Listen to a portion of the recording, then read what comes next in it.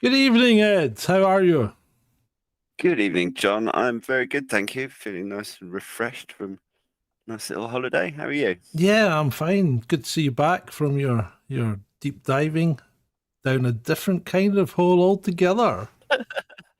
Oh yeah, Dahab's blue hole. Yeah, Yeah, it's not quite a rabbit hole, although it is the most dangerous dive site on the planet. But I always love to wind my mum up about that one. It's like, hey mum, I just survived the most dangerous dive site on the planet again. that's nice. I'm sure she's gratified for that. Uh, she knows it. She knows I'm happy when I'm underwater. So yeah. Yeah. So tonight we're going to talk about a couple of little rabbit holes that I caught while you were away. So we did two. We did one on scrying, using the black mirror, and one on Vimanas. Or I thought they were brilliant. cool. Thank you. Um, it's a different model for those that have seen us before. We're not going through a rabbit hole tonight. What we're going to do is we're going to talk about the two that we've already seen. And what we'll do is we'll do this after the rabbit holes. We'll come on and we'll dissect them for you. For rabbit.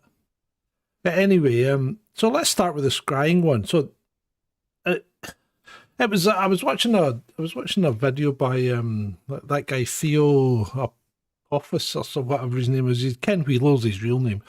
And he was talking about the Black Mirror, and I started digging into it and I thought, oh, that's quite an interesting subject. And the first scrying mirrors, as you know, were made from obsidian, which is that quickly cooled lava.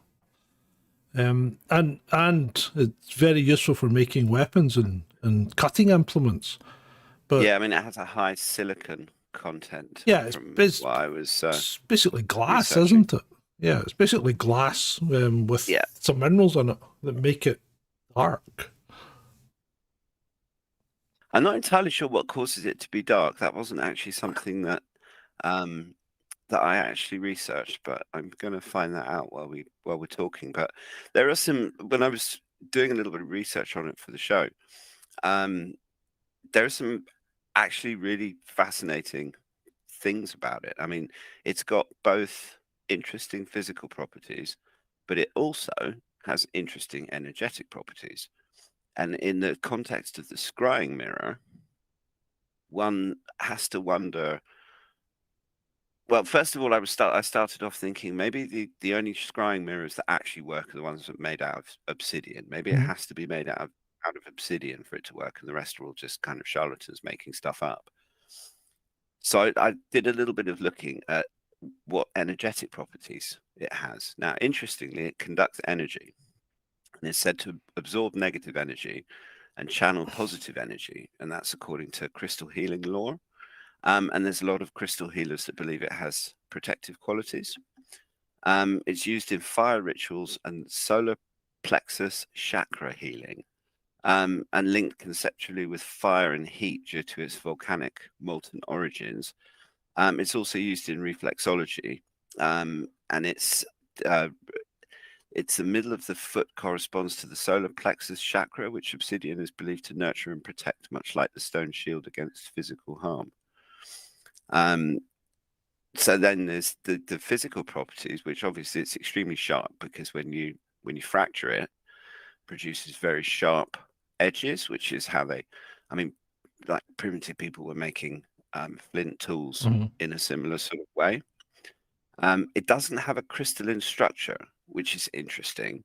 Normal rock contains crystals, but obsidian solidifies much too quickly for crystals to form, which is what gives it that amorphous glass-like structure we were Well, talking about it's before. kind of glass though, isn't it? Because it only forms in lava that's got a really high silica content, which is and 70%. yeah, and silica itself is well sand. That's what we Mhm. melt to make glass, isn't it? Yeah. Yeah, it's very much natural Yeah. glass, but then and I guess the fact that it comes out of a volcano, I mean, it sort of volcanoes always conjure up heat and fire and power and stuff like that. So um, it's I sort of I on my own trainer research, I was kind of thinking maybe it's it could be a particular shape that the obsidian was cut into, maybe a thickness or something along those lines. Or maybe they found it maybe to make the scrying mirror, you only have to smooth one side of it, if you like. If you've seen the scrying mirrors, it came from Mexico, and John Dee's one came from Mexico apparently, because that's in the British Museum. They're kind of they're like a round mirror, except they've got a bulb, but kind of protrusion at one end with a hole in it, so you can obviously hang it up. And they're highly polished, But I think the secret of it is that it's, even though it's highly polished, it doesn't act like a silver-backed mirror. It doesn't reflect everything. It lets you see into the depths of what's in there. And that's where, I think that's where your mind takes over. Because you know what it's like? If you lie in a darkened room or a dark room or close your eyes, you start to see things that aren't there. Yeah, because your mind never lets you see pitch black. You never really see pitch black. No, I agree, and that would apply to you, me, and probably most of the people listening. Mm-hmm. But the question I have is, if you have someone who, like a shaman, someone who is used to working with these sorts of otherworldly forces, esoteric, whatever it is, maybe there's some properties of the obsidian which you can somehow, because human beings are creatures of energy, and Tesla himself said that the best way to understand the universe was to think of it in terms of frequency and energy rather than everything's vibration, matter. Yeah, absolutely. And so if you have a human that is particularly sensitive to those things, and you have some sort of conduit, for lack of a better word, like a scrying mirror, then... Well, do you think it works like the demon glasses? It could do. Yeah, maybe. It's all speculation. Well, this is the fun thing about these conversations. Is that we're just kind of throwing these ideas out and seeing what kind of seems to fit and what doesn't. Because there's an extra carrot that I did about the demon glasses. The ones that, the ones that were kind of the I think the inspiration for maybe John Carpenter's glasses, and They Live. Mm-hmm. So they were made with a dye, which people to this day still misrepresent as being banned, and it's not. It's not a banned dye. In fact, it's quite easy to make. So you can go and make these demon glasses anytime you want. And I'm just wondering if they're kind of like a more see-through version of the scrying mirror, in that maybe it does let you see different vibrations or frequencies, like you're talking about, that we can't normally see. I don't know. It's absolutely fascinating, because the universe operates on so many different levels. There's the, and when you actually, it's something that David Icke is fond of pointing out, that when you actually look at the range of human perception, what we can see, what we can hear, what we can touch, taste, smell, etc., humans actually live in a very limited sensory world. We do. There can be, there's entire spectrums of light that we can't see. There's sounds that we can't hear. There's things that we can't smell. Even if you compare a human's sense of smell with a dog, for example, or our eyesight with an eagle, we're actually really limited, but we have this arrogant belief that we know everything and that we've figured everything out, especially in this day and age where we've almost reached peak arrogance. I disagree slightly, right, with that, in that I think we've always reached peak arrogance, no matter which time we were in. That's a good point. That's actually a very good point, because if you looked at humans 100 years ago, they would have thought that they were the most advanced people in the world. And no, that's a fair. I can see the point, my good sir, definitely. But but still, it does beg the question of, I've always wondered this, of as to what's going on that we're not aware of.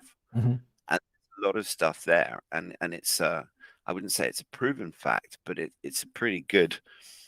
I would be pretty accurate in saying that there are certain humans amongst us who are more energetically sensitive to these things. People who, the mediums and the remote viewers, and some of those people, and yeah, okay, some of them are charlatans, but there's a bunch of them in all of these different fields where actually when you listen to them or you watch them on Mhm. videos or whatever, that they have actually, they've got a proven track record. I mean, the US military was researching with remote viewers back in the 50s and 60s.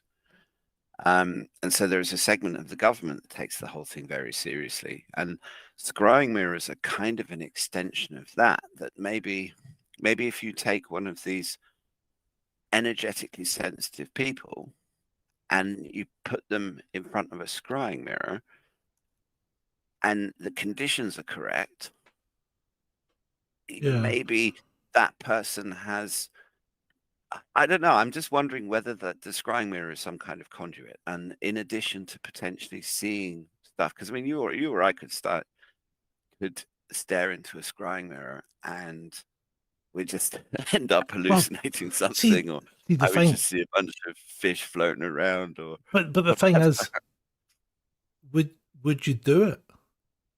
Would you? If you had a scrying mirror with you just now, would you sit and stare into it in a darkened room on your own? I would be very wary for the reason that it was what you very correctly said in that great 10-minute video Mhm. about demons, and that unless you are in a very settled, controlled, calm kind of state of Mhm. mind, Yeah. that when you start to mess with powers like that, you kind of have to know what you're doing. Yeah. And I think if you're some sort of trained shaman or a druid or whatever that has knowledge passed down to you, um, then I think that yeah, you could do something like that. But I'm not a big believer in messing around with things that I don't understand. And I've watched enough horror movies to know that you cannot risk releasing demons or bad spirits or any of that dark stuff. There's enough of that stuff in this world right now as it is. I'm not going to add to it. Yeah. And so, no, I think the answer to your question is no, I don't think I would. I Yeah. would, I don't think I would either. And it sounds crazy because, when you look at things rationally and in the cold light of day, you think, it's all a load of nonsense. But then you think about it and it's like, well, even if there's just a tiny, tiny percentage of a chance that it could all go wrong, if it goes wrong and the shit hits the fan, you're well, on your own. You're on your own. Exactly. And it's like it's easy to conjure up images of Hollywood spirits coming out and eating people. Mhm. But even having negativity reflected back to you through that kind of dark surface, what if you see something in yourself that you don't like and you get so fixated on that you end Yeah. up not being able to cope with that knowledge? I mean, that's not necessarily releasing any kind of demon, Yeah. but it's, I mean, maybe it's an energetic mirror. Who knows? I mean, Well, it's if you think about it, we use the raw materials that scrying mirrors are made out of in all our electronics these days. yeah, that was another point that I was going to mention about what you said in the video, that maybe all these little gadgets, because I was actually watching the show on my phone at the time.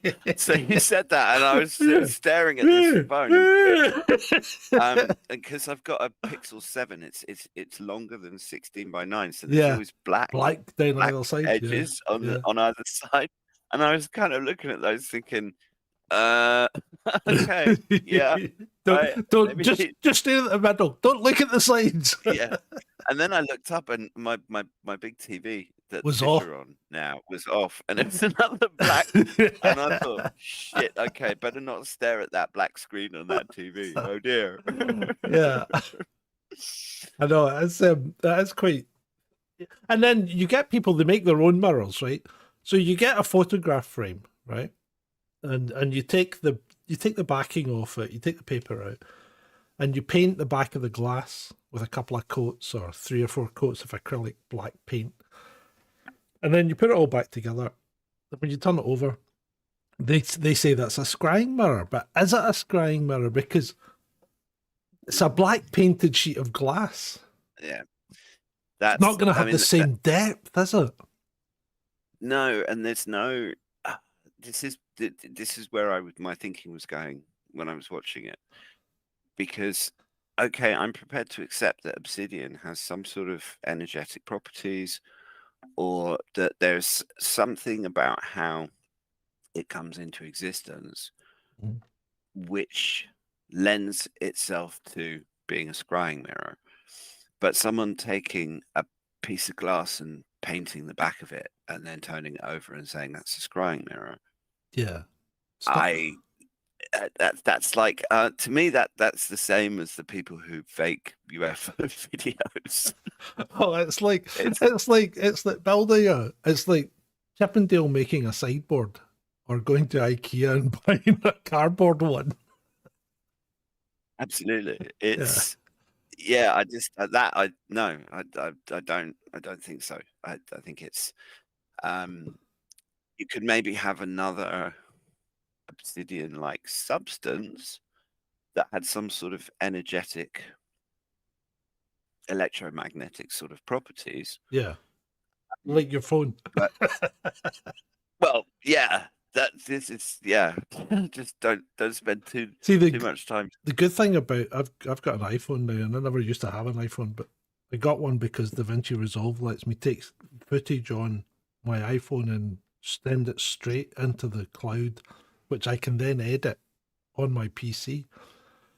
But Unless you're in Egypt, well, absolutely yeah, garbage yeah, internet. yeah. But the good thing about the iPhone is it's got an always on display, so there's always something on the display, so it's never totally black, which made me feel better when I was doing that video. I know that sounds crazy, two grown men talking ghost stories, but you know, sometimes these ghost stories are like, you just never know. Well, no, I mean that that story of the Overton Bridge that Yeah, we covered yeah, on a previous rabbit hole. It is a fact that people and animals can be influenced by energetic forces. hmm And given what we've seen over the last 3 years, there is clearly evil at work in this world. yeah, And I mean, as well as thinking that I believe that there's good working in the world as well, I also don't think one should tempt fate. yeah. And I think that it's like, I don't know, I've never been convinced about Ouija boards, for example. And when I was in my late teens, a group of friends that I had all got into doing Ouija Yeah, boards for a yeah, while.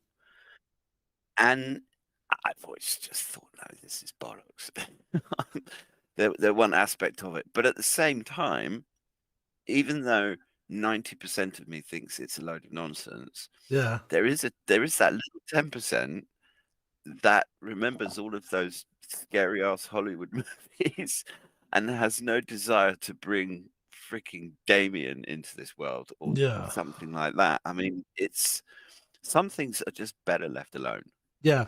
But and some of the instructions for the scrying mirror stuff is you should, you know, cast a protection spell before you start using it and things like that. Now, I'll bet these people that build their own scrying mirrors don't do that. I mean, No, I wouldn't even know how to start with a protection spell.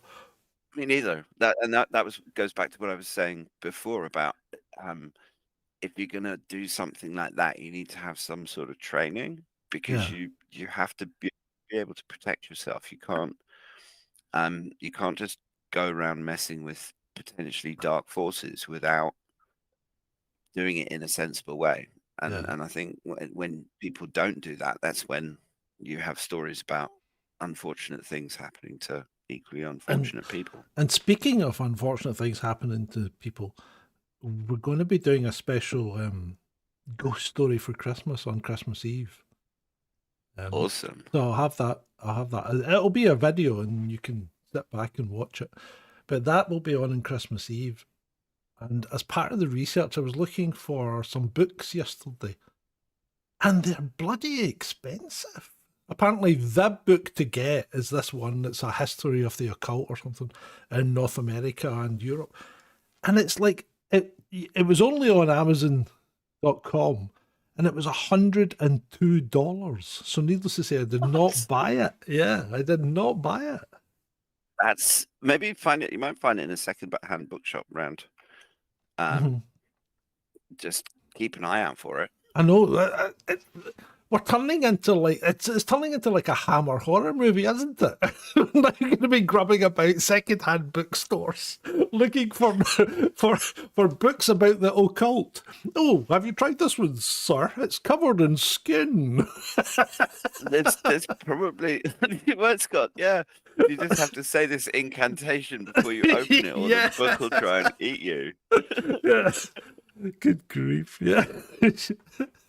And it's, I mean, one of the things I find fascinating about Harry Potter, and I know that it's a sore subject amongst certain parts of the community, but a lot of J.K. Rowling's research, the stuff that she adapted into the kind of myth and lore Yeah. Uh-huh. behind the whole Potter universe, a lot of it has foundations in actual existing text, legends, Yeah. stories, all of that sort of thing. And it just you just have to wonder about these things, how much truth there is in it. And I think to just dismiss it all as myth and fairy tale and nonsense, I think it's both stupid and dangerous, because it's stupid because you're denying an entire realm Yeah. of existence, and it's dangerous because there's potentially dark forces that can come out of that realm that can do serious harm. Yeah, yeah. And one of the things they said about the scrying mirror was that it's a portal into a different realm, but you can't go looking for your departed loved ones in there because they won't be in that realm. It's not a realm where the departed go to. It's a realm No. that demons and other creatures live in. Yeah. So and what they'll do is they'll try and confuse you and try and trick you into letting them into this realm so as they can prey upon your worst fears and nightmares. Yeah, I know. I've actually met people like that they try and make you believe that they're your best friend. Yeah, And then when they feel like they've won your trust, they'll turn around and just completely betray it. yeah, yeah. And that's I think putting it nicely. I think we've all met people like that from time to time, haven't we? Oh yeah, So, guaranteed. so speaking of stories, right? The next one, the Vimana thing, the U.S. Marines found the Vimana in Afghanistan. That all came from allegedly a story that Marines had heard while they were serving in Afghanistan. So there's nothing, I mean, there is nothing to verify that it was a true story or not, but it has the ring of truth. And there seems to be a kind of weight of opinion from people that, yeah, there was funny stuff going on in Afghanistan, and more than just the Vimana, because there was stories of giants and fights against giants from earlier on in the conflict. And we might look at that. We might go into that and have a look at the giants of Kandahar at some point, because I think that would be interesting as well.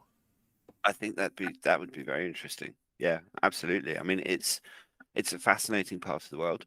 When I was watching the video, I kind of separated it into two components. The first of which is the obvious one, was some sort of craft Vimana found Yeah. in Afghanistan.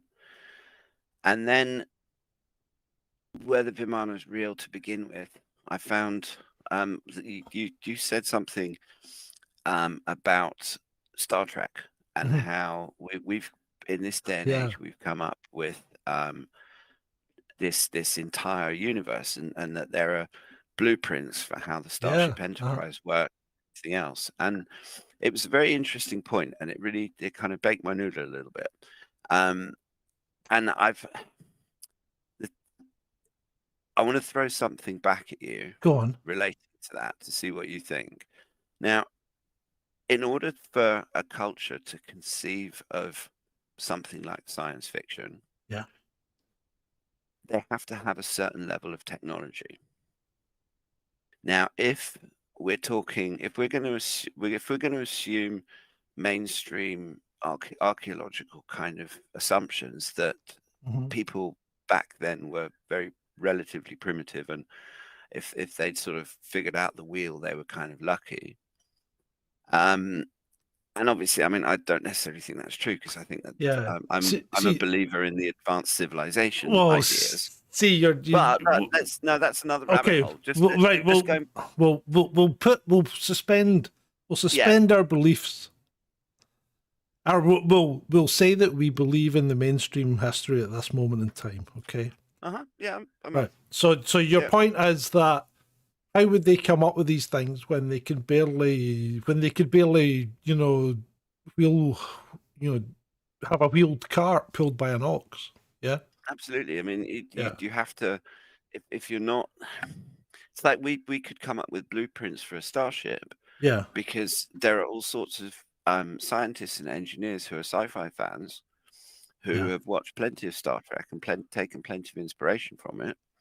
And those guys, they've created blueprints for trucks and ships and Yeah. all this kind of stuff. And if you say you're a ship architect, and you have to draw up the blueprints for an aircraft carrier, one of the big like Hmm. Nimitz class Yeah. aircraft carriers.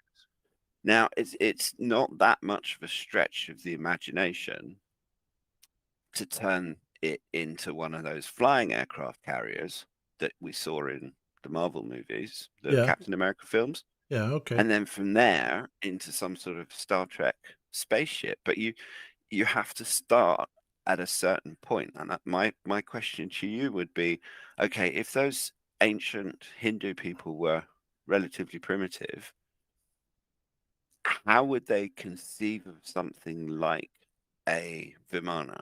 Right. And not So just that, but go into it in the level of detail that the Vedas do about it. yeah. So if you got to that point and you believed in that those people were technologically challenged, shall we say, you would have to say they saw something, right? And for them to then be able to write about how the thing worked, someone either had to tell them or they had actually built it. Yeah. Well, that information had to somehow be passed down, which is because of the other thing that's fascinating about Afghanistan is the Himalayas are a very interesting region, because there's, I mean, particularly there's it's called Ladakh, and it's a disputed region between India and Pakistan. Hmm. Yeah. And the Indians and the Pakistanis have basically been fighting about it for donkeys They ever have. since Yeah. partition. Yeah. But I've always wondered why they kind of get so exercised about it, because it's mountains. It's like there's a few mountain passes. It's almost uninhabitable. Yeah. But Why do you when you want actually, this? well, precisely. But this is where it gets really interesting, Well, people because live in Wales and they get quite protective of it. Why do they no, want? no, that's the sheep they get protective All of. right, sorry. Um, but it's the thing that's fascinating about that the Ladakh area, and I mean we can encompass Afghanistan in that, Yeah. is that there are a tremendous number of UFO sightings in that area going back not just decades, but hundreds, if not thousands of years. People in that area are used to seeing strange things in the sky. Yeah. The other fascinating point, and this kind of harkens back to another one of our rabbit holes where we discussed Admiral Byrd and the Hollow Oh, Earth, yeah. Yeah. is that that area of the Earth is also said to contain entrances and cave systems which will take you down to Hollow Earth. And I mean, it's a known fact that that entire the whole Himalayan ranges they're crisscrossed with tunnels. Yeah. And then just to throw another interesting thought that I had into the mix is that if you, I mean, and this is going back to the Younger Dryas and some of the Noah's flood stories. Now, if you were a highly advanced civilization, just bear with me for a minute here. Uh-huh. In the distant past, say 13,000 years ago, and you had an inkling that there was going to be some sort of massive flood cataclysm type thing happening on the planet, Yeah. due to an asteroid impact or whatever, what happened in the Younger Dryas effectively. Uh-huh. Now, the Himalayas would be a really good place to hide out. Yeah. Yeah. Absolutely. So there's all these things that converge, which suggest that maybe Vimana was found in Afghanistan, and maybe they just, I mean, if you think about it, most of the really big archaeological discoveries that have happened Mm-hmm. have been by pure accident. Yeah. People are, Yeah. Of course they they're have. building a road, or they're building a house, or they're going to build a dam or whatever, Or a and then car suddenly they park. find, or a car park, And and then find they a king suddenly buried underneath it. yeah, exactly. Or I mean, there was one in India, was it India? This I saw it. I'd have to dig it up, but it was this unbelievably beautifully carved temple. I think it might have been India, carved out of a completely solid piece of rock. And they only found it because they were building a road and they had a bit of a cave in, and they got some archaeologists in to take a look. And they excavated this thing, and it's absolutely stunning. Yeah. And then it makes you wonder. I mean, then you've got things like what's that place in Turkey? Not Derinkuyu. Oh, Göbekli Tepe. Yeah, Göbekli Tepe. And the bit that they've excavated of that is only a tiny fraction of what's actually still in the ground, and that's not the only site like that in that part of Turkey. And it does make you wonder what secrets the Earth has got inside it, Yeah. and then if we, I mean, I Well, the find thing, it absolutely fascinating. see, the thing about Göbekli Tepe that's really weird as well is that it wasn't buried by accident. No, it's deliberate. It was deliberately buried to Yeah, protect it, I would assume, from what was absolutely. coming. Yeah. So yeah, I Or mean, preserve the problem is that we both very much agree on the ancient civilization route.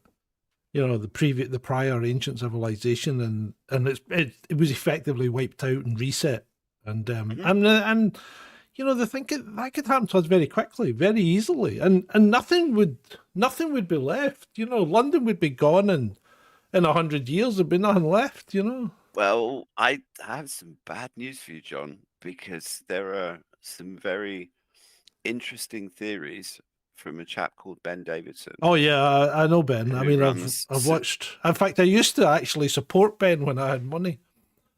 Okay, Yeah, I used to. I it's paid his subscription every month. yes, Suspicious Observers is fascinating, and he talks about a 12,000 year catastrophe cycle Yeah, yeah. that is related to a solar micronova, And it's coming and up. yeah, that's essentially due, and all the evidence points to. I mean, he's not a conspiracy theorist making stuff up. He's got a hard science background, Oh like yeah, proper I know. science. And And and the thing that gets me is he co-developed that earthquake predictor app, and it has a tremendous success in yeah, predicting absolutely. earthquakes. And it's I mean he's absolutely fascinating, and the problem is it's kind of scary when you think about it, because we're already in the grip of the next cycle. I mean, I In find the it zone. interesting that they stopped reporting on the geomagnetic excursion, because at one point, I think until Oh, but that's because it's heading into Russia. yeah, well, eventually, apparently, they're going to meet in the Java Sea, and Yeah. then we're going to have Earth crust displacement. Oh no, And I really well, don't it like ties. this. I don't like this Well, Earth crust me neither. displacement. If that happens, it's game over, because it's just like, I mean, you see what happens when you slosh a basin of water. That's exactly what would happen. Have you gone? Has Ed gone? My goodness, Ed's gone. Not to worry, people. Not to worry. We'll see if he comes back. So, EVP voices, yes. I know what you're saying, and I hear what you're saying, but have you listened to any of me and Ben or me and Ed before? Because we're probably not the most stable people to be starting to start scrying into our depths and feels. So yeah, there's a little bit of reticence there. Purely. Oh my God, you're getting it all now. So Ed has gone. Hopefully he'll come back. I tell you what, I'm just going to run a piece of music for you to listen to, and then I will come back. Okay.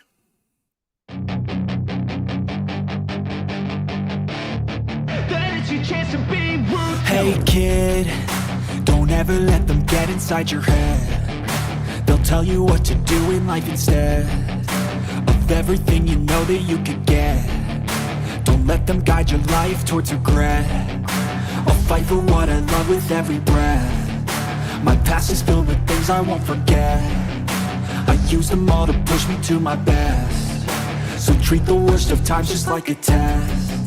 If only I could go back in time, I'd tell myself that everything will end up alright. Just push yourself, test yourself, figure out what you like, and find your limits, don't be rigid, always work towards a prime. Surround yourself with open minds, people can change your life. A few friends with intent can help you feel alive. Find a passion, take some action, and with a little time, just be patient, make a statement, try to enjoy your life.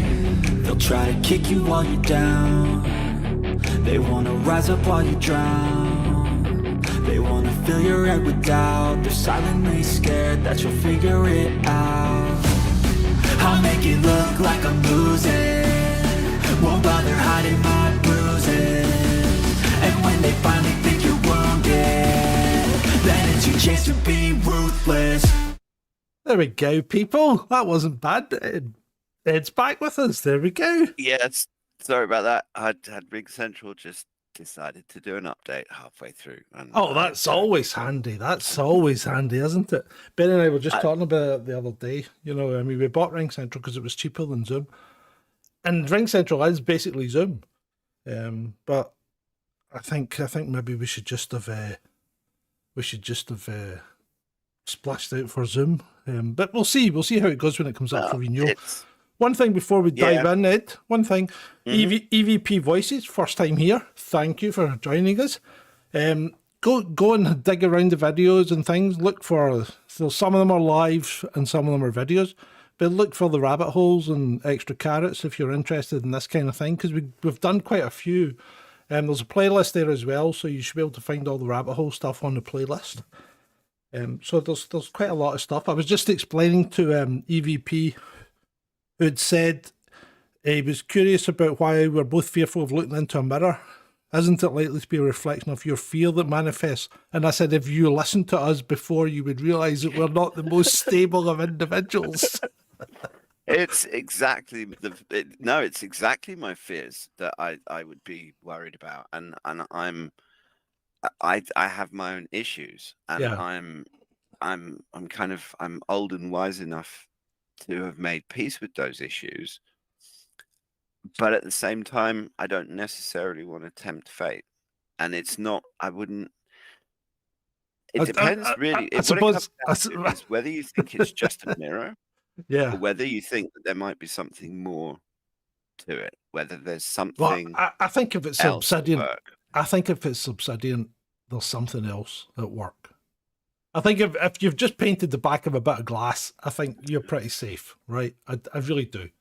But I think if you're staring into something like obsidian, I think there's a depth to it and it has that electrical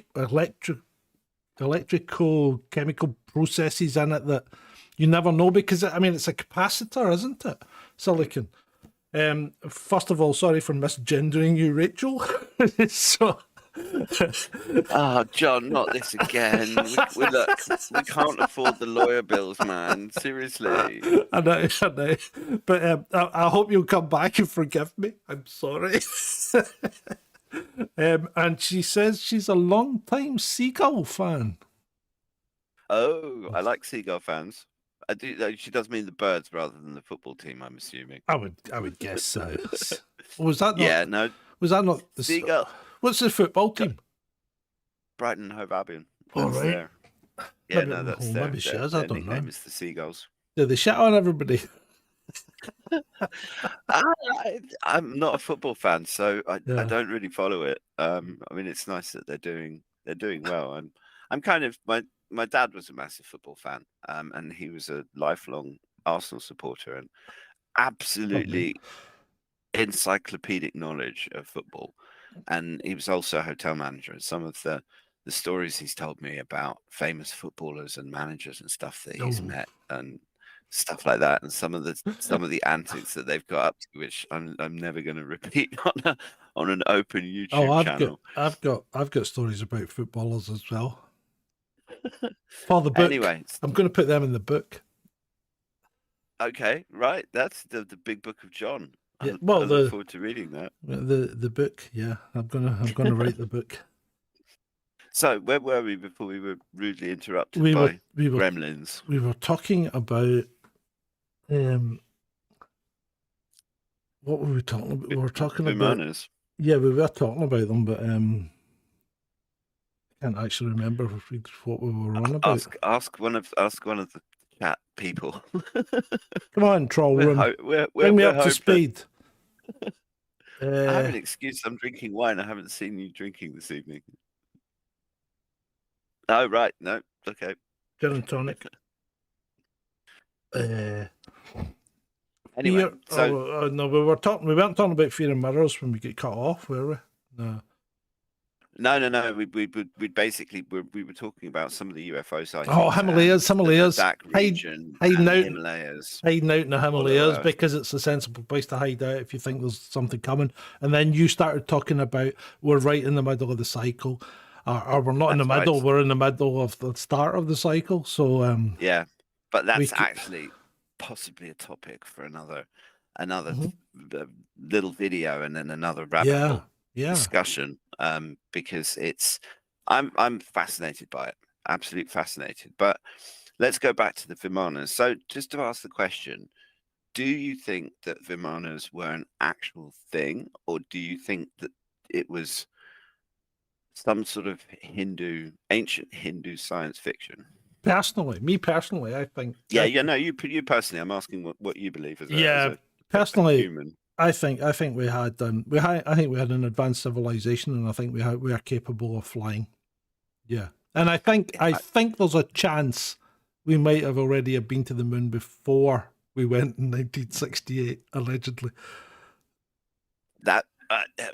There's all sorts of theories about hollow moon that I'm more than open to discuss at some point as well. I think the moon's definitely going to be a video. I mean, I agree with you about the Vimanas. I think it's actually kind of insulting of modern science, archaeology, those sorts of people. Yeah, to just discount all of these ancient stories that have come to us from various different sources, whether they're ancient Sumerians or ancient Hindus or Druids or whatever. Yeah. For us to just discount that because our science god says, no, that's not possible. That's all just... It's the same with theories about what happens after we die. I mean, you've got the Richard Dawkinses and people like that who say, oh no, it's just an off switch and it's done. You're just fertilizer after that. Yeah. But I struggle with that. I've had Well, too many. See, this is where Ben and I differ, because Ben's, I think, of the Richard Dawkins side of things, where it's an off switch and you're done. Whereas I'm of the kind of persuasion that, yeah, it's an off switch for this body, but I'm thinking maybe this body's just a receiver for a consciousness agree. that comes from elsewhere. So, like, if you damage the receiver, you can screw up the signal. Therefore, you can get people that aren't getting a full signal, and we all know that type of person, right? Joe Biden. But you know, as the receiver gets damaged, the signal doesn't come through properly. It's like a wonky TV. You know that's all Putin's fault, because Putin had Vlad's of got course a it jammer. is. He's Yeah, got, of course a it is. Biden jammer. Yeah. And he's basically he's positioned it in a house across from the White House. And Yeah, beams it yeah, into of the course, White House, and it course it- discombobulates old Joe. Of course he has, yeah. I swear to God, I mean, the Daily Mail would probably publish that as Probably, yeah. as an actual story. I mean, we'll probably, if we see that in the Daily Mail, then we need to sue them. Yeah, that's true. That's true. That's true. I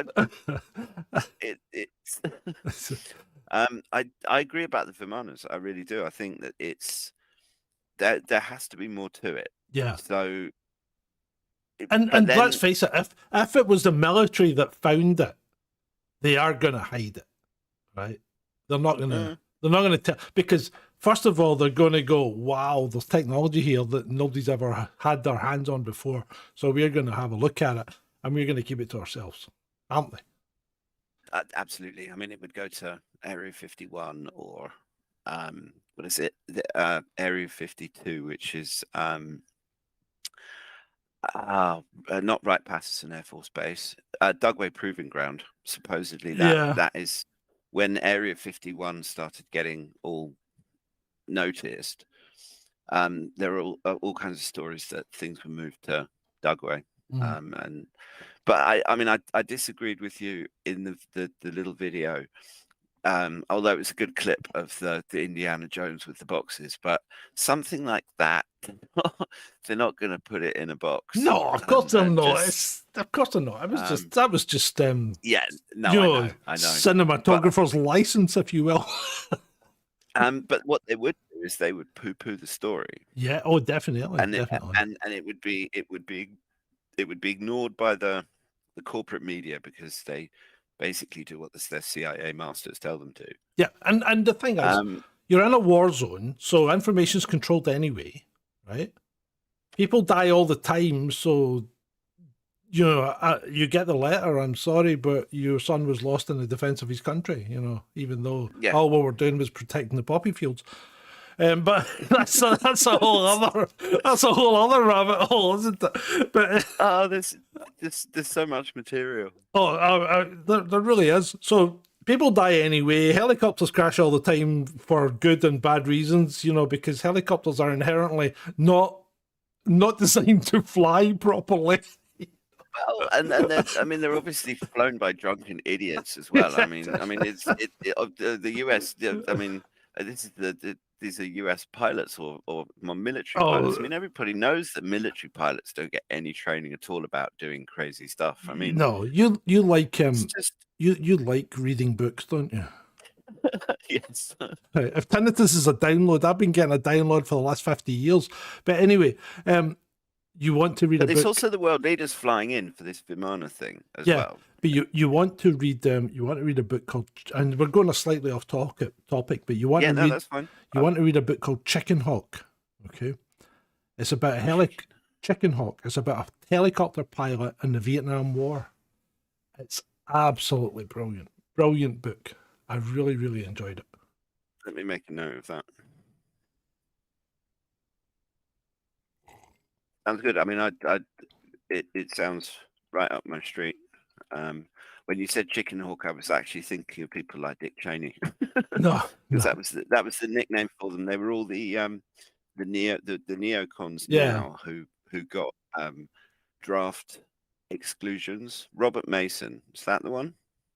Yeah, that looks right. Yeah. No, the Chicken Hawks were all of the the high-powered American politicians who somehow had medical exemptions for Vietnam, Yeah. and at the same time, in their later careers, they were complete massive warmongers. And I don't know. I'm of the view with politicians that there should be a law in every country that says that if a country is gonna if politicians in a country are gonna declare war on another country, then the first thing that has to happen is their firstborn son, assuming or their eldest son who's of military age Right. goes straight into the army, Yeah. and that son is going to be on the front lines. Yeah. Why not? And if we did that, wars would stop pretty Or much overnight. or what was it? Terry Pratchett. He had some good ideas. Yeah. Well, one of the countries in his Discord thing or something said, as soon as someone's elected as a politician, we put them in jail straight away.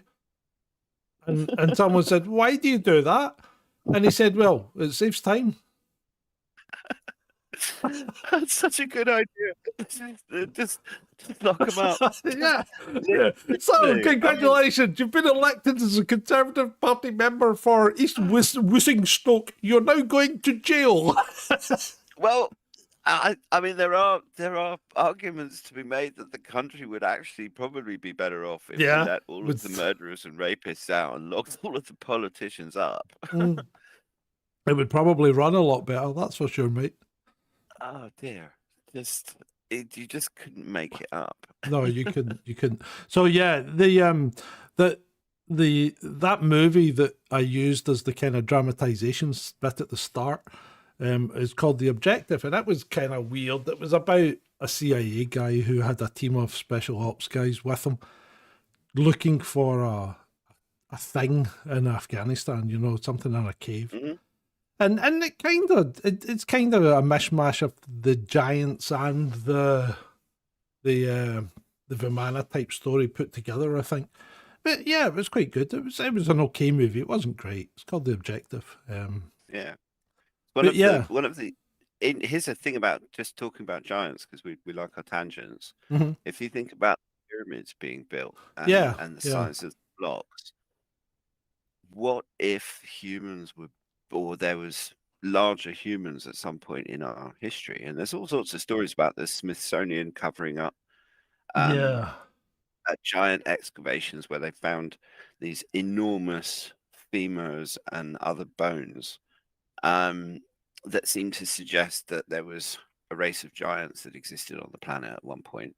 Now, if you have bigger people, then maybe those big stones that they would, like megalithic structures, would just but they had some kind of they had tech as well, and the thing is, to go back to the kind of previous worldwide civilization, I would say, because if you look at it, every country's got a pyramid of some kind or another. There are maybe slight differences between the ones in Asia and the ones in South America or the ones in Egypt, but they're all very similar and they're all pyramids. And why would we all come up with pyramids, And we all have flood myths.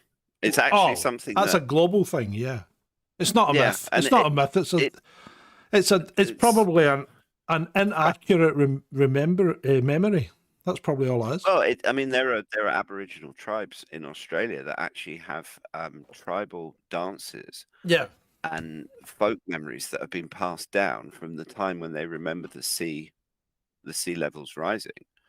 And interestingly enough, whenever I'm in Egypt and I dive the blue hole, the actual structure of the blue hole, it always makes me think of sea level rises, and it crystallizes in my mind how much they rose. Yeah. Because that hole, what's now the blue hole in Dahab, was actually once a cave on the side of a mountain. Yeah. And sea levels rose 120, 130 meters, covered the top of that cave. Yeah. And the weight of the water essentially punched the roof in. And that's what's created the blue hole. And what they call the arch is actually the former mouth of that cave. Right. Okay. Yeah. And when you're actually 25 meters underwater, diving the edge of that, and you can't see down, You Mhm. can't see the bottom at all. No. And all you have on one side is this deep blue. It kind of hits home just how much the sea levels rose, Yeah. how Yeah. quickly. And And you. then when you Sorry. Carry on. no, go on. I was just gonna let me just finish the Yeah. point very quickly. That when you look at our modern civilization, it's all based around the sea. All of the big cities are Yeah. all at sea level. New York, I know. Beijing, London. So it wouldn't take if assuming the ancient civilization worked in a similar way and they had all of their Mhm. structures and cities and stuff, Yeah. all of that stuff is 120 meters underwater. And after thousands of years, Yeah. It's all gone. it's coral basically. Yeah. That whatever it would just look like rocks and stuff. There's nothing left, or it's just been buried in mud. And then you look at the strange structures that divers have found off the coast of Japan, which archaeologists are inclined to say are natural formations, but they're right angles and they look distinctly like a step pyramid. Yeah. Except they're big. They're really big. Yeah. And then you've got the Bimini Road. Oh, yeah. Yep. That's another fascinating one. And then you've got the sunken city off of India, off Bangladesh. And then you've got the sunken Greek city outside the Straits of Gibraltar and the one off Athens and all that as well. You know, so yeah, there's plenty of evidence that the sea level was substantially and of course we the North Sea used to be not the North Sea Doggerland. because Doggerland, yeah. Absolutely. Yeah, and which is another thing I find fascinating. And the Bering Strait wasn't there because Russia and Alaska were connected. Absolutely. You know, Alaska used to belong to Russia. Yeah, that was fascinating. Yeah. And the Russians sold it for a paltry amount. Mm-hmm. It would have. Oh, that's next. I want Alaska back. That would be a scream, wouldn't it? We got to honestly, John. We've got to stop giving the Daily Mail ideas. Oh, yeah, I know. Putin wants Alaska back. Oh, we should. But the crazy thing is that people have been so brainwashed about Russia and Putin that there's probably, I don't know, maybe 25% of people that if they read a story like that in the Daily Mail would actually believe it. Oh yeah. Oh, they would, without doubt. I mean, people are just led by the nose these days. They really are. It's incredible. Nobody wants to think critically. It's quite frightening. No. They want people. I think it's to some extent it's the smartphones as well. It seems like the more technology we invent, the more excuse it gives a certain section of the population to not think at all about anything. Yeah. It's quite pathetic, and it's like, you know, nobody checks anything either these days. They just accept everything at face value. How did they become so gullible? Absolutely, I think it's partially the way that social media is constructed and the way that the media work. Is that everything, particularly for the last 3 years, it's all about emotional messaging. They're not. The system, for lack of a better word, is doing everything it can to stop people thinking critically, which generally involves scaring the hell out of them. Because if someone is afraid, then they're not thinking critically, and they're not capable of thinking critically. So that's why we go in the media from one scare story to the next, and they just seem to kind of go up and down in terms of severity, and it's either a little bit of fear or it's a lot of fear. Yeah. And it's just turned so many people into cabbages. It blows my mind. I know. And I mean, to some extent, just quickly going back to the Vimanas thing, that it's the story about them finding it. And helicopters, and it's a fact that helicopters crashed out of the sky on that day. And I mean, I tried to find the original Indian media reports, but they weren't in English, so it was kind of difficult. But yeah, everything's in Hindi. I can't understand it. But yeah, And I mean, and it's not the TV reports are there, though. I mean, it's on the exactly. news. TV5 is a news channel. I mean, I did look that up. It is a news channel in India. You know? Absolutely, and I think it's the same. It's almost like arrogant Westerners oh, it's just an Indian news channel. What the hell do they know? It's the same thing as discounting the Vedas to start with by saying, oh no, that was just some stuff that ancient Indians made up because they were on taking mushrooms or something. And it's just I don't know, and it's the Indian media reports, although I didn't understand them, they didn't come across as sensationalist in the sense of like tabloid newspapers. They will. I mean, it was a serious reporting of what they thought were facts. But it's also very easy for the deep state to then turn around and just diss them as, oh, they're just Indians. They don't know what they're talking about. No, we didn't find anything. It was just, it was a helicopter that crashed because it got some swamp gas in the propeller blades or something like that. The gearbox ate it. Well, remember the Chinook that crashed in Scotland? The one that was carrying all the security services and MI5 and people from all the top brass, and they all got wiped out on a hillside and just above what the hell was it? Just outside in the Mullican Tire. Yeah. Just outside Campbelltown, basically.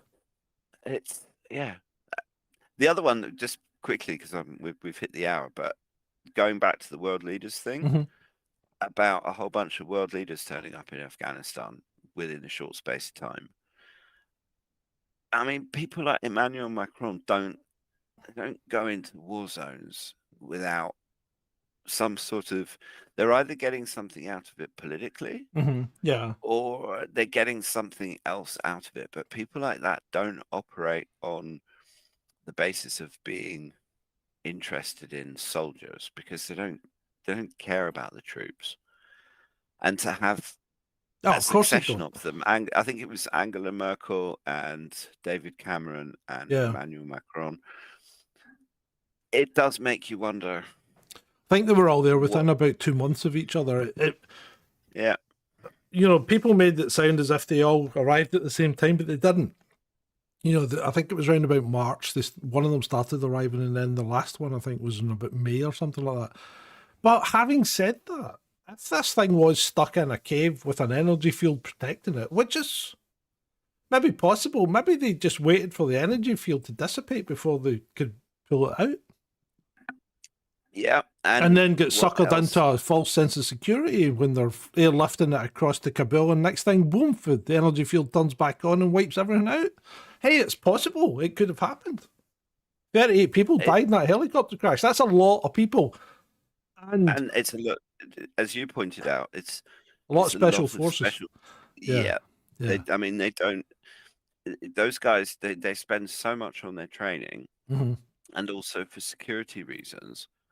You just wouldn't have 38 spec ops people on the same aircraft. I mean, they'd be in much smaller groups, as you pointed out, because they also, the thing that you didn't, I'm not sure if you mentioned it, but they're not actually trained to operate in large groups. No, they're training. It's all small, very like they kind of develop very close personal bonds, and they get to a point where they know what the other person is going to do in a situation without necessarily even knowing that person saying what they're going to do. Yeah.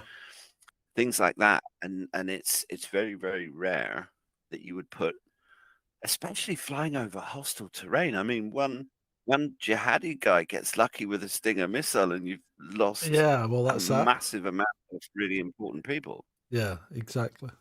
But then it's also like world leaders turning up in Antarctica as well. Well, including including Buzz. What the hell was Buzz doing in Antarctica? And the Pope went to Antarctica. Yeah, the Pope and the Russian and the head of the Russian Orthodox Church. So, well, that's another. There's another one for you to go and research, Ed. You go research these things, and I'll turn them into videos. That's what we'll do. I think that sounds like a good plan. Yeah, I think so. And I have had a great time tonight, right? Because all we've done is chat shit about stuff that we've already seen. And I think this really worked. And I don't know about the audience, but I've had a great time. If you've enjoyed this, then give us a like, give us a share, evangelize it. If you've got the time, the inclination, and the wherewithal, feel free to drop us some kind of support at ko-fi.com/chasing Dissent, because we always appreciate it. Yeah?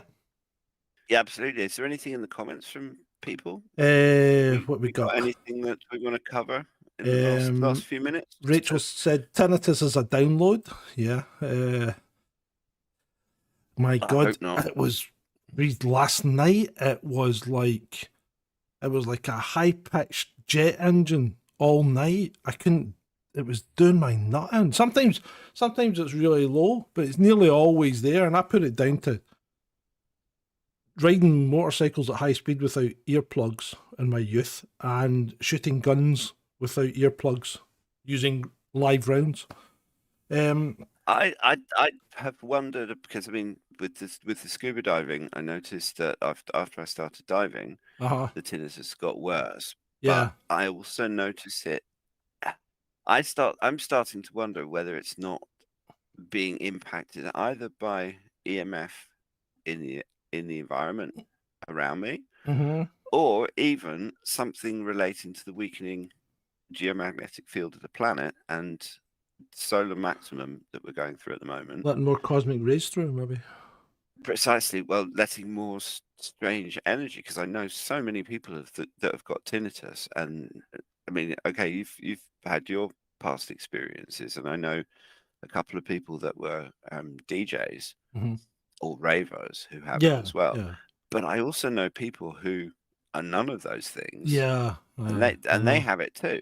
Yeah. And it's crazy, but it's yet another rabbit hole. Rachel said, have you seen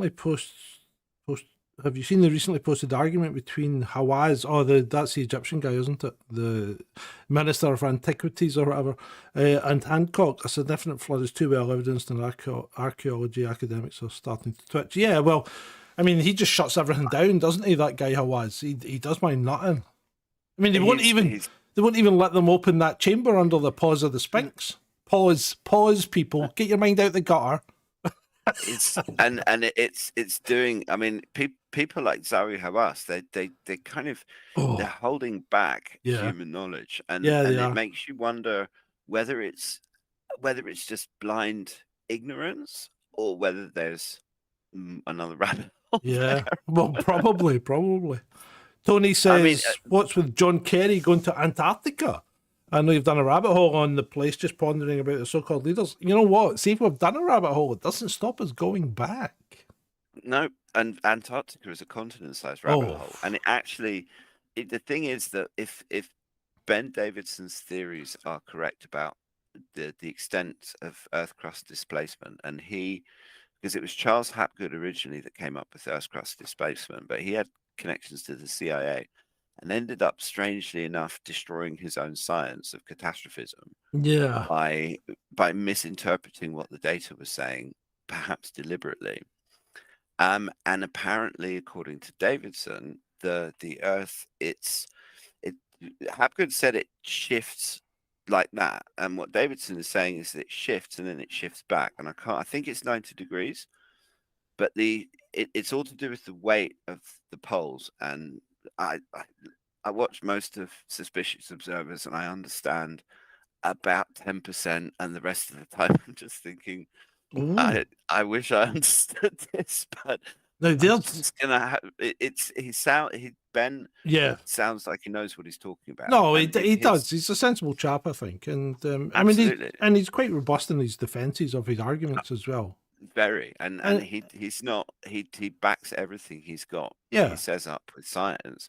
Anyway, so according to him, Antarctica. No, it's fine. But according to Ben, after the next pole shift, Antarctica is going to end up in the tropics. Well, they kind of think that's where it was anyway, because you got flash frozen stuff, haven't you? Exactly, perhaps what those world leaders were.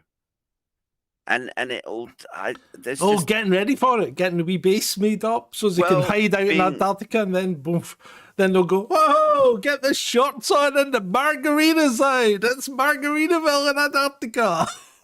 absolutely. And then consider this: if you were a group of world leaders and you had been informed that some cataclysm was going to happen on the planet and that 95% of The everything was population will going to go. be dead, Yeah. Mhm. and that this knowledge is eventually going to come out and probably cause panic, the less people you have running around like panic sheep, probably the better. And Yeah. so perhaps that Antarctica thing was part of some kind of persuasion exercise to say we need to depopulate the planet, and this is why, and you guys are going to comply, or you're going to end up like the president of Tanzania. Yeah, well, that we're now going into quite a deep rabbit hole that we probably don't want to explore. No, But here's that's not a YouTube safe rabbit hole, and I'm being very careful with my words. Let's listen to this though. Let's listen to this though. This is important. Rachel says she's been in a large Faraday chamber, no tinnitus. Oh, well, that's fascinating, Rachel. That is fascinating. Now, there must be some way we could actually construct a Faraday chamber of our own, couldn't we? I mean, I did it once. A Faraday cage is basically, it's like a metal cage, but I made one. I made one round the smart meter so they couldn't cut the gas off in the last business. Sorry, pouches for your mobile phone. So they couldn't cut the electric off. I put a Faraday cage around the electric meter. I just got a sieve. That's actually really clever. I got a sieve. put it over the meter and dropped a like 4 or 5 folded sheets of commercial tin foil, which is actually more like tin, behind it, right? And the thing stopped reporting back because they said, we're going to cut your electric off because you haven't paid the bill, because we didn't have any money, right? so we said, yeah, go ahead. And they said, right, we're cutting it off on Friday. Friday came and went, nothing happened. I'm going, okay. And then they said, we're going to have to send an engineer out to cut it off.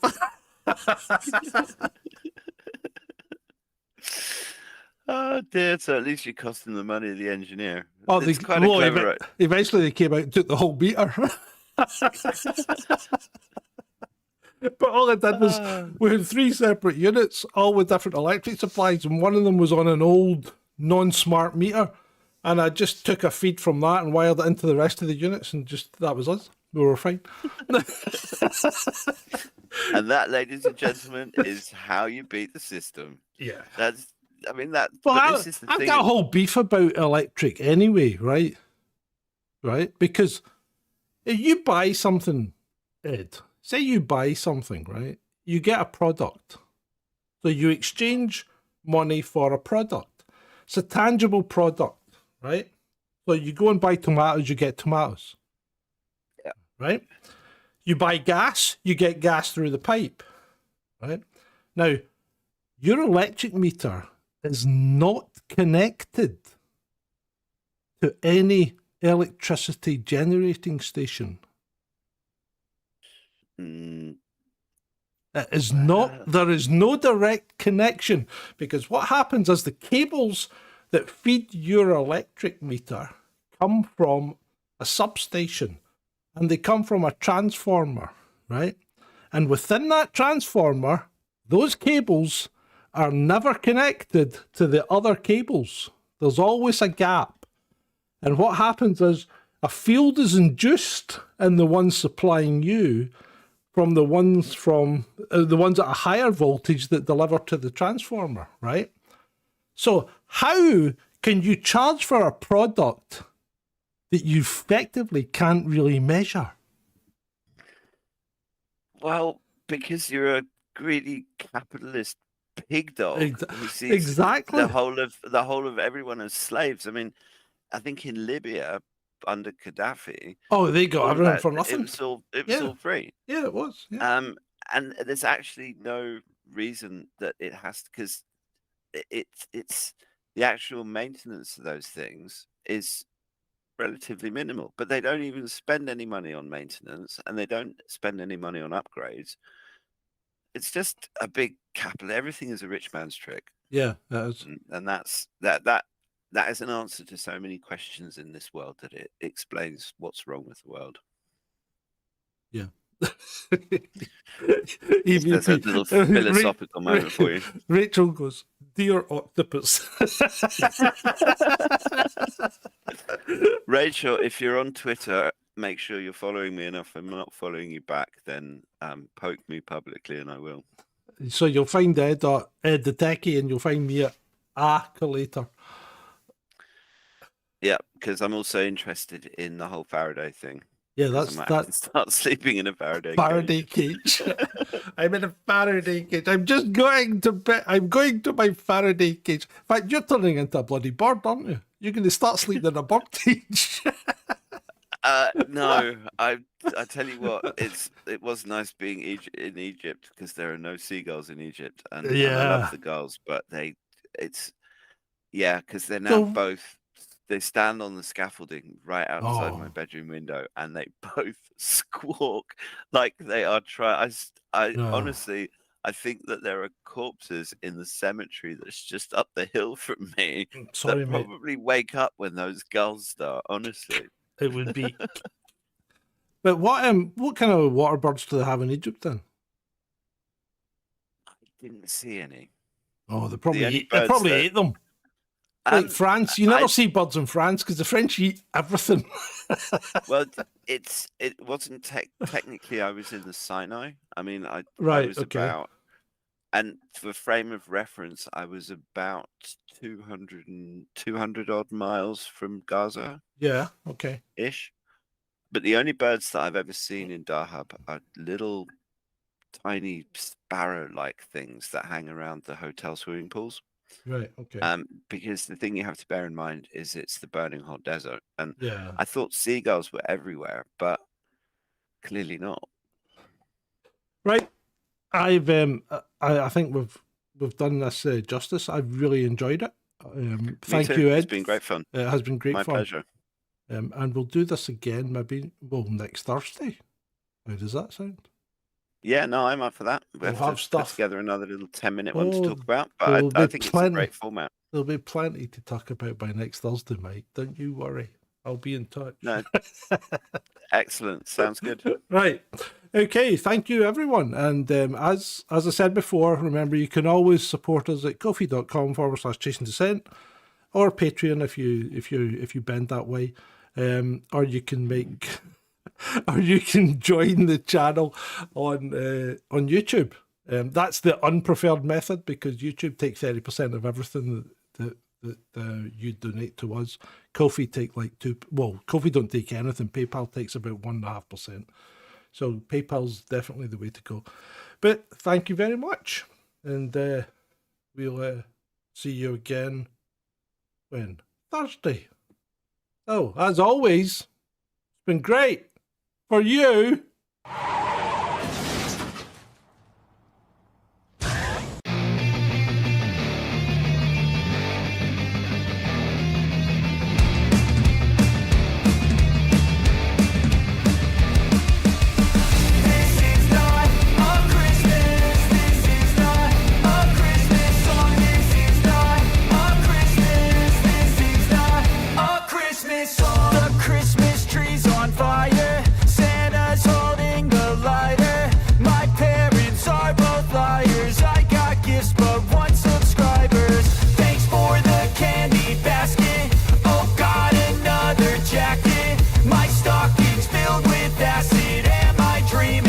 Just happened. This is not a Christmas. This is not a Christmas song. This is not a Christmas. This is not a Christmas song. This is not a Christmas. This is not a Christmas song. This is not a Christmas. This is not a Christmas song. My neighbors compete to see who can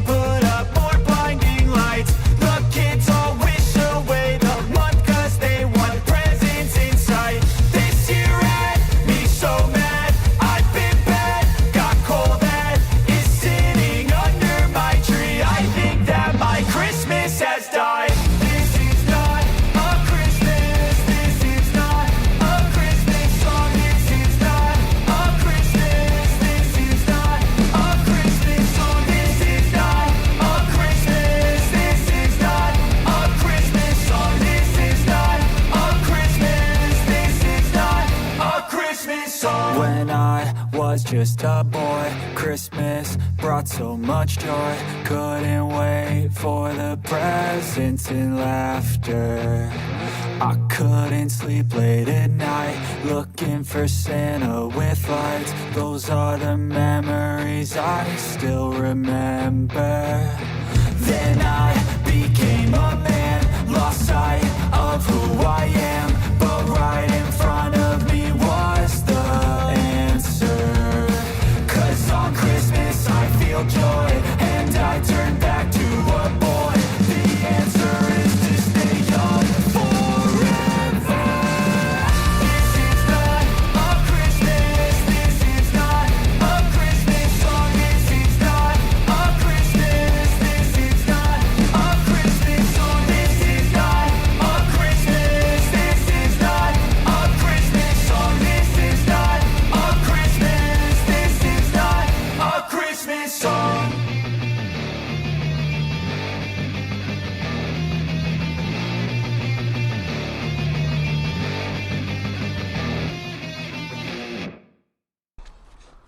Which one of you